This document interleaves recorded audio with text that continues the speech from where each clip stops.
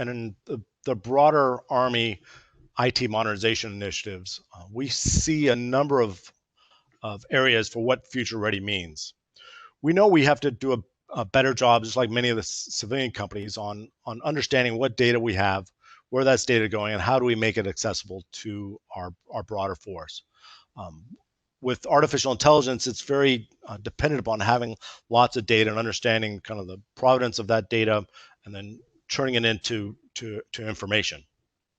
So there's along with the Army CIO's office, there's a large initiative to move our legacy systems, to move that data from legacy databases into systems where we can see the data, manipulate the data, and use it more efficiently.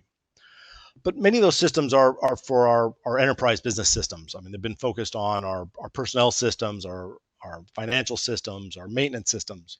A lot of our warfighting systems haven't been thought of in that way. I mean, the Army kind of goes to war and doesn't collect the amount of data off of our weapon systems that the Air Force and the Navy do.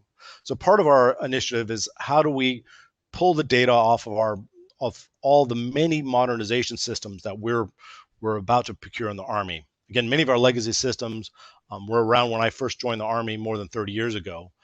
So we have to we're in this influx where we're designing many new systems for new helicopters, new ground vehicles, new artillery systems, new air defense systems.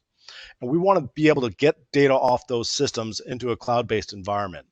And then in that environment, we can process the data, do analytics, and then eventually do machine learning. And part of being a future ready, we have to kind of build that infrastructure to pull the data off of those signature systems, get it into a cloud environment, process it, and then push it back down. So it's both kind of the data generation part of that, is the IT infrastructure piece of that, is the tools to be able to process, but most importantly is the workforce to do that.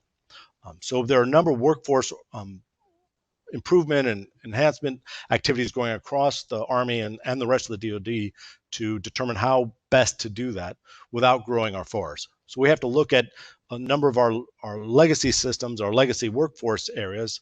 I mean, not just our IT workforce, but all the functional areas within the Army, and see how do we upskill these soldiers and these civilians to be able to work in this new and more modern digital era. How do we turn our human resource professionals to be able to curate this data and use enhanced analytics on it? How do we do that with our maintenance and logistic forces?